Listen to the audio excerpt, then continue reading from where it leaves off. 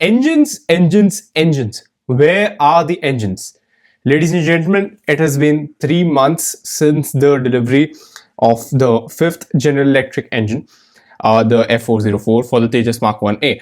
And since then, General Electric had promised to deliver 24 engines per year for the Tejas Mk1A production line. However, it has been 3 months since the beginning of 2026 and not a single engine has been delivered in these 3 months. What is going on? Let's take a look.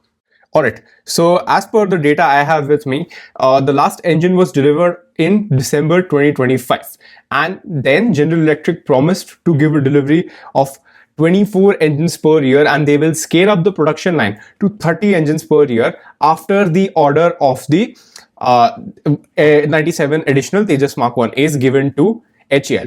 Now, with this, the total orders for the General Electric engines have been the initial 99 order and then the follow-up 113 order. That is a lot of engines. And the original excuses that we have received from General Electric is that the supply lines have been, the supply chains have been impacted by COVID, and that is the problem that why they are not able to deliver the engines on time. Now, do supply chains issues last 6 years? Yes, there might be some problems with some of the contractors, but the fact is that the engine production started, the order was given in 2021, and with 5 years in, they are only able to supply 5 engines.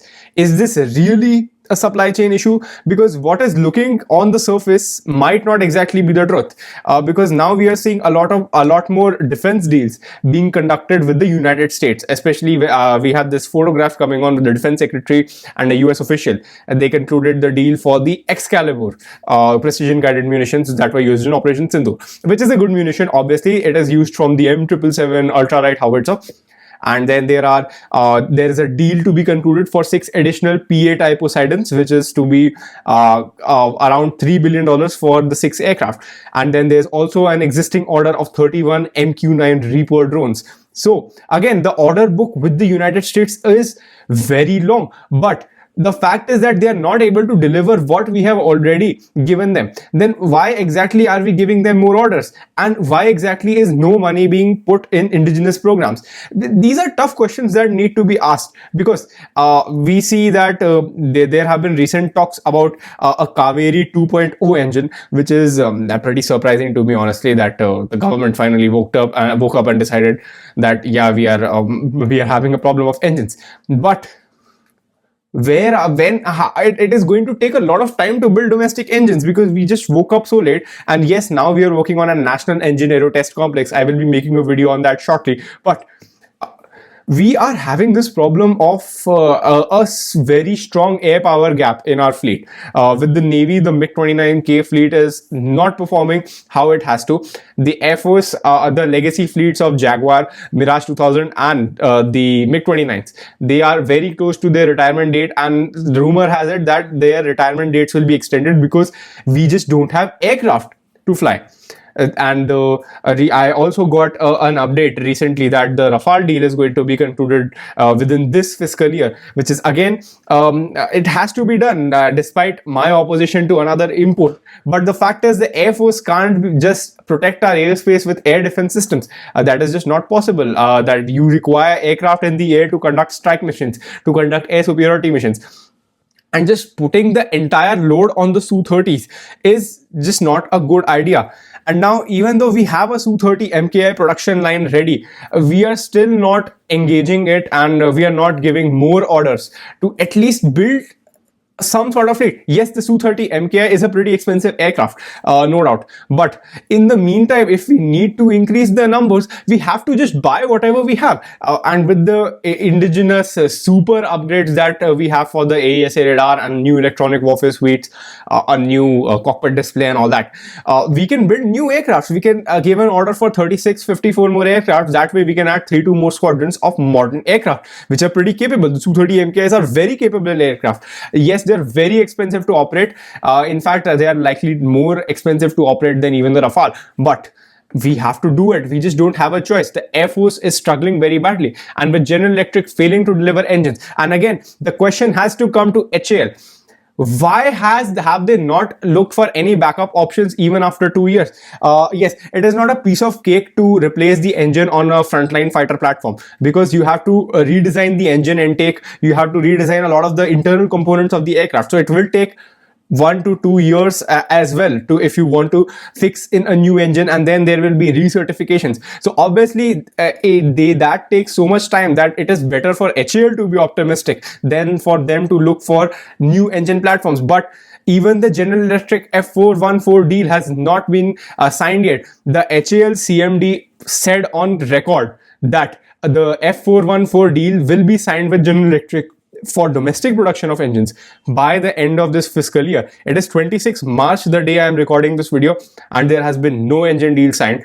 And the original F414 deal was supposed to be signed in 2025 March. So I have no clue what exactly is going on with these programs. Is there some sort of American lobby that is pressuring India to buy more defense equipment from America? I would never know, and I would not put any sort of allegations without any sort of confirmation, because that is just not a right thing to do. But somewhere along the way, some sort of investigation must be launched, because we are suffering so much, especially in the air power gap. With the army and navy, it is fine, they are now procuring a lot of domestic equipment. But the fact is, it looks like there's a lot of US pressure, because of the fact that vehicles like the Striker are in competition for tender. For what exact reason? It cannot even be used in amphibious operations. And when we have the DRDO developed wheeled armored platform, why are we looking at another foreign imported equipment? This does not make sense. With the P8I, yes, it makes sense, because we don't have an alternative for it. Russia does not make any more maritime patrol aircraft, at least the good ones. India does not have its own domestic program yet. Although I think we should get started to work on that as well. And then the MQ-9, we do not have a good medium altitude long endurance drone. Again, I just don't know what exactly is going on, because it has gotten so frustrating as well for analysts like me and a lot of people who are watching this video, that every day we get some sort of news, and every year there's barely any progress on anything. Look at the MRFA tender. It was like, if you had the requirement in 2018, you should have procured it, and by now we would have had all 114 aircraft. Instead, we are still waiting to sign a deal, which is just very insane. What exactly is going on? So again, I think in the meantime, there has to be some sort of penalty on General Electric. There has to be some sort of diplomatic action against the United States. They must be approached, and they must be asked questions whether they are taking these engine deals and these defense deals as leverage for the trade deal, whether there's an American lobby that is pressuring the defense ministry or the forces. It has to be looked into it. There has to be some sort of independent verification, because otherwise this situation does not look good. There are wars going on everywhere. Who knows when we have to fight one? Who knows when Pakistan might wake up and decide to go out for an all-out war? But although with Pakistan, I don't think there should be a problem of fighting a war.